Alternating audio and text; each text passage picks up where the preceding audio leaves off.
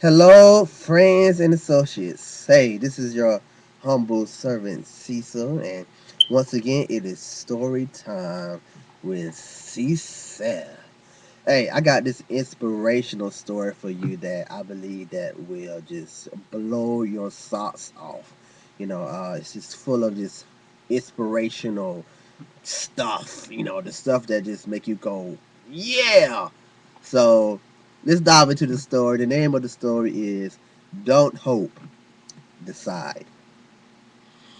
While waiting to pick up a friend at the airport in Portland, Oregon, I had one of those life-changing experiences that you hear other people talk about. The kind that sneaks up on you unexpectedly. This one occurred a mere 2 feet away from me.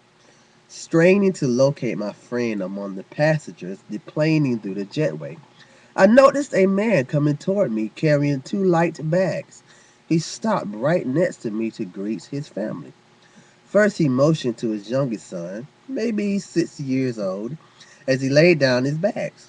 They gave each other a long, loving hug as they separated enough to look in each other's face. I heard the father say, "It's so good to see you, son. I miss you so much." His son smiled somewhat shyly, averted his eyes, and replied softly, "Me too, Dad." Then the man stood up, gazed in the eyes of his oldest son, maybe 9 or 10, and while cupping his son's face in his hand, said, "You're already quite the young man. I love you very much, Zach." They too hugged, a most loving and tender hug. While this was happening, a baby girl, perhaps 1 or 1.5, was squirming excitedly in her mother's arms, never once taking her little eyes off the wonderful sight of her returning father. The man said, "Hi, baby girl," as he gently took the child from her mother. He quickly kissed her face all over and then held her close to his chest while rocking her from side to side. The little girl instantly relaxed and simply laid her head on his shoulder, motionless, pure contentment. After several moments, he handed his daughter to his oldest son and declared, "I've saved the best for last," and proceeded to give his wife the longest, most passionate kiss I ever remembered seeing. He gazed into her eyes for several seconds and then silently mouthed, "I love you so much." They stared at each other's eyes, beaming big smiles at one another while holding both hands. For an instant, they reminded me of newlyweds.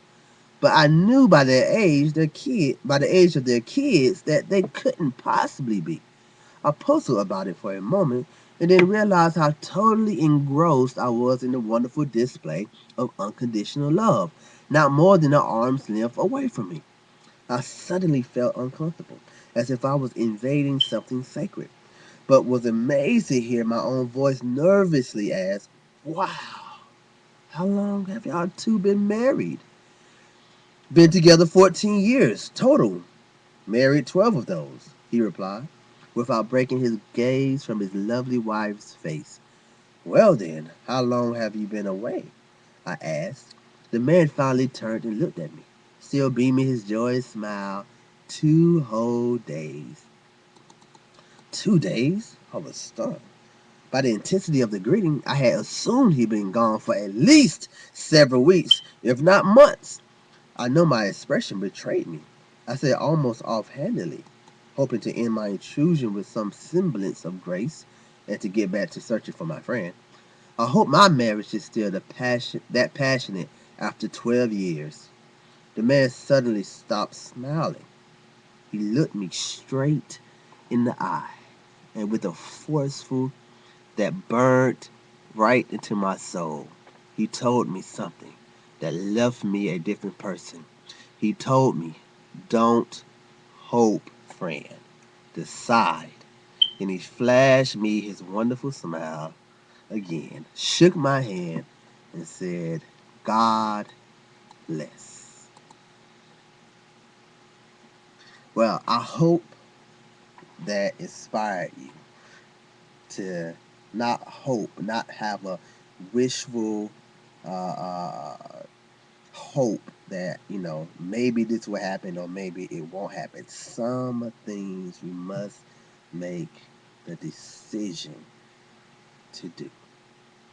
And if we are unable to make that decision to do the thing that we want to do, then we must get help. So I hope that inspired you to start making decisions towards the goals and the desires and the plans that you want for your life.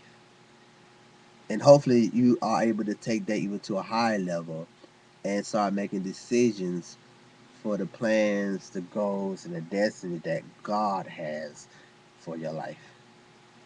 All right, so that is it. Hey, enjoy it. Hey, listen to it again, meditate upon it, and have an awesome, outstanding day. God bless.